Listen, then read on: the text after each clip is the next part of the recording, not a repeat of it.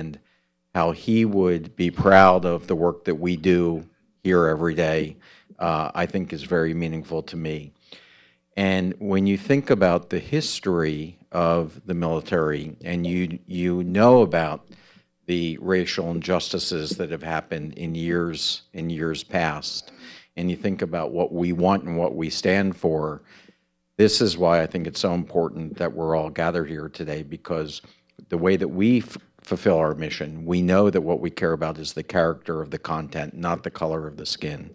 So we have to rededicate ourselves every day to making sure that where there are injustices, that we speak out and that we're not silent.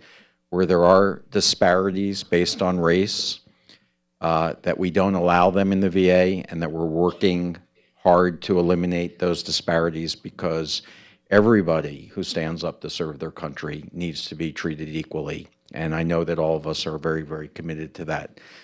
So I want to thank you all for being here today, and let's use this as an opportunity to rededicate ourselves to the work that we do to honor Dr. King in what he believed in and to make sure that his message continues.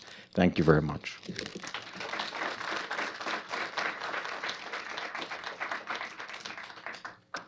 Thank you, Dr. Shulkin. The second part of today's program is our panel discussion entitled, Can't We All Get Along? We will have a question and answer segment as a part of today's discussion. During that time, please line up at the mic located in front of the podium if you would like to ask a question of one of our panelists. Our panelists today are Ms. Tanisha Agramonte and Dr. Stephen T. Redmond. Ms. Agramonte was appointed to the Senior Executive Service in 2013 and currently serves as the Director for the Office of Civil Rights for the Department of Commerce. In this capacity, she serves as the principal advisor on the Equal Employment Opportunity and Civil Rights. Throughout her 20-year career, she has led agencies through transformation efforts integrating innovative EEO, civil rights, and diversity programs into agency operations. Ms. Agramonte is a veteran of the United States Army and also a former VA employee. Please welcome Ms. Tanisha Agramonte.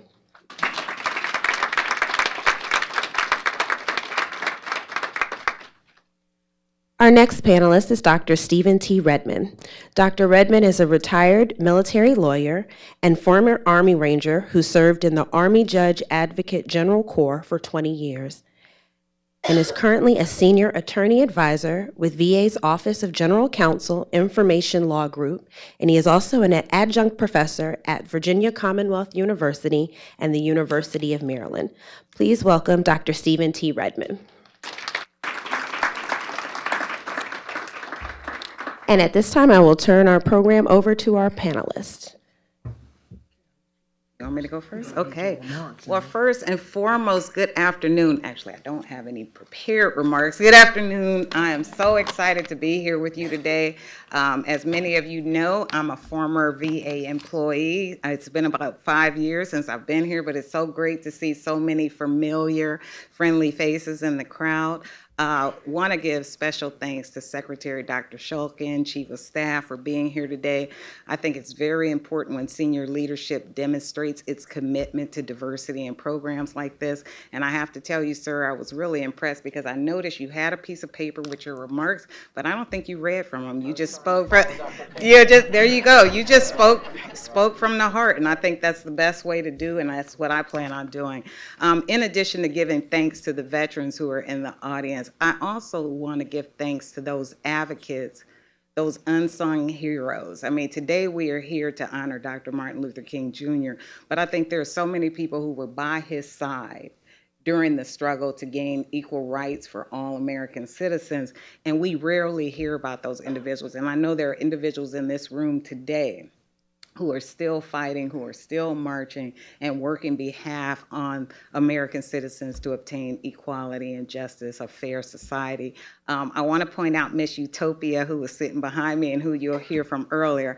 I told her I was looking in this, and I said, you have a bio already at 16? Like, I don't think I had a bio until I was in my 40s. So That is really impressive, and I'm looking forward to hearing from you.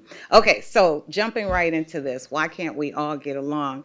When I first heard the theme for today's panel, I thought, are we still talking about this in 2018? Because I think most of you will recall it was Rodney King who said those words in the early 90s, right? And still in 2018, we're talking about this. So for me, I'm going to make this one comment. I have about 3 points I want to make today. One is that the civil rights movement really did not begin in the 50s as many people think it did. How many of you think it started in the early 1900s? By show of hands, how many would say early 1900s? How many would say it was even before that? Okay, great. Yay. Okay, so even before that, and I just want to point out a couple of things. Dred Scott case. A lot of people don't recall that Mr. Scott took to the Supreme Court his case to gain his freedom. He was a slave. He wanted freedom for him and his wife. They lived in a free state. The Supreme Court essentially ruled 7-2 against him, saying that slaves were not citizens. And furthermore, blacks could never be citizens in this country. Well, that was overturned by the 13th Amendment in 1865, which essentially abolished slavery and overturned the Dred Scott. And then in 1868, the 14th Amendment was passed, and that gave citizenship to all individuals who are born in this country or naturalized. And that's significant because those really served as the bedrock, as the foundation of what Dr. Martin Luther King and other civil rights activists used to hold this nation accountable for giving all African Americans full rights as citizens. That's what he said was his main purpose. And then I'm gonna turn this over to Stephen, but I do wanna say 2 things I'll talk about. One is this notion of universal inclusion today, where we need to go to really discuss the elephant in the room, which is perceptions that even after 50 years, because we've already had the first black president, because we have black billionaires, because we have black folks serving on Fortune 500 boards, there is a perception that we've already reached equality. So why do we need this? And for some people, civil rights becomes a euphemism for affirmative action and reverse discrimination. And so we have to have a conversation around that. How do we move forward in a way that doesn't give the perception that we are advantaging some folks while disadvantaging others? And lastly, I want to just talk about core values, but that'll be later. I'll turn that over to Stephen.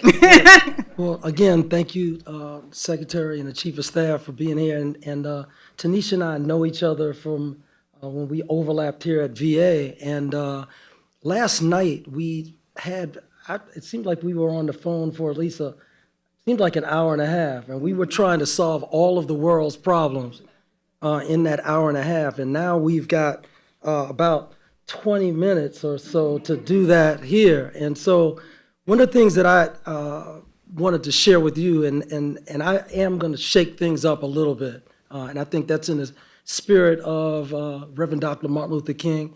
I'll shake things up a little bit by changing the entire theme of the program and maybe stimulate some discussion that'll come from the microphone. And the theme that we had was, can we all get along? Well, I've rephrased that, and I wrote that, can't we all get along? The question was asked in the context of the relationship between law enforcement and citizens. I think that was the theme that they were thinking about, especially with regard to citizens of color, but also with regard to citizens that are economically and socially or politically disadvantaged. But basically, it's something that involves all of us. But what I'd like to rephrase it, and this is Martin Luther King's, one of his last books, was, where do we go from here, chaos or community? Where do we go from here, chaos or community?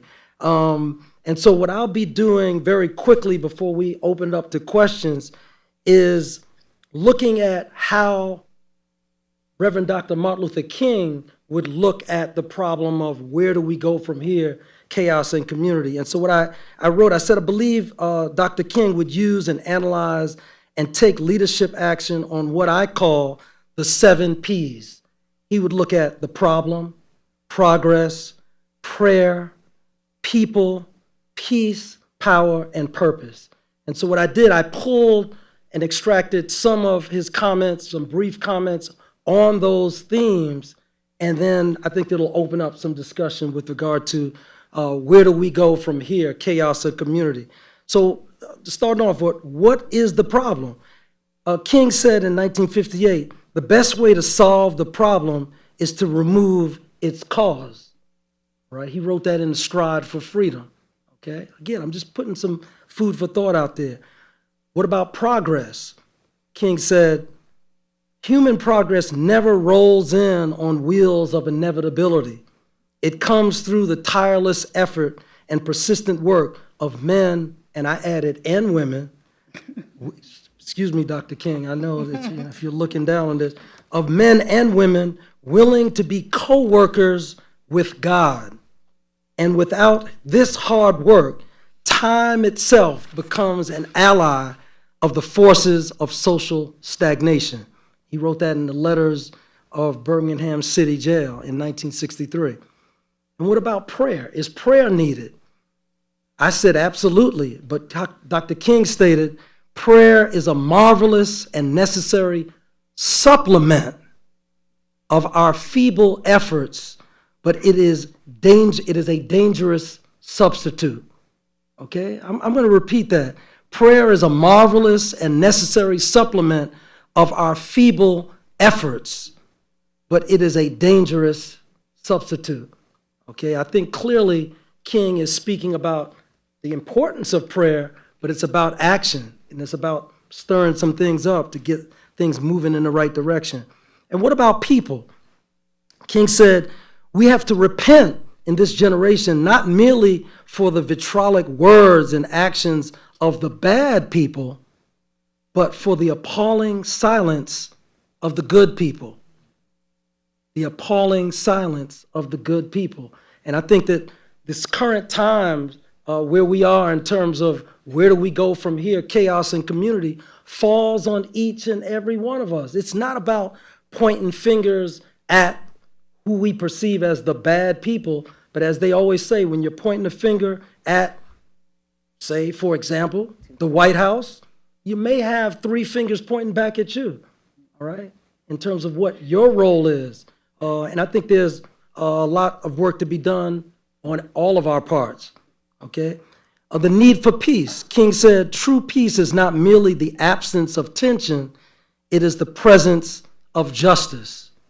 Presence of justice. The need for love power.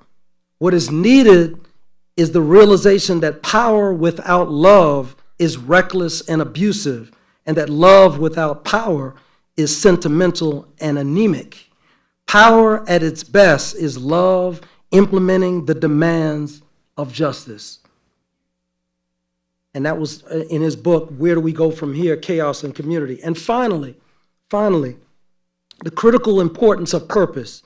King said, I believe that standing up for the truth of God is the greatest thing in the world. This is the end or purpose of life. The end or purpose of life is not to be happy. The end or purpose of life is not to achieve pleasure and avoid pain.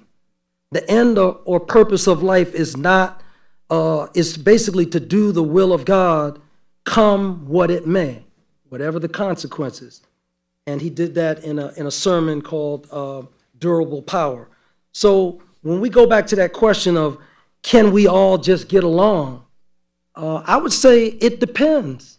If we're willing to do the work and go through those 7 Ps and do what is necessary as co-workers to make that happen. And so I'm going to leave it there, and I believe we're going to open it up to questions and answers, and we'll go take it from there. At this time, we will take questions from the audience. If you would like to ask a question, please make your way to the microphone here in front of the podium. It's a dangerous thing. If you're not making your way up there, you know, Tanisha and I will fill the void. Yes. We were afraid of that, so I'm going to ask a question. Okay. No, here recently, I don't know if everyone's seen a recent video that was posted about a young lady making vile racist comments and posting that online. What struck me, aside from the vile and hurtful remarks that she made was that in one of the videos, she was in a car full of her friends. And I noticed not one of her friends interceded to try to stop her from doing that.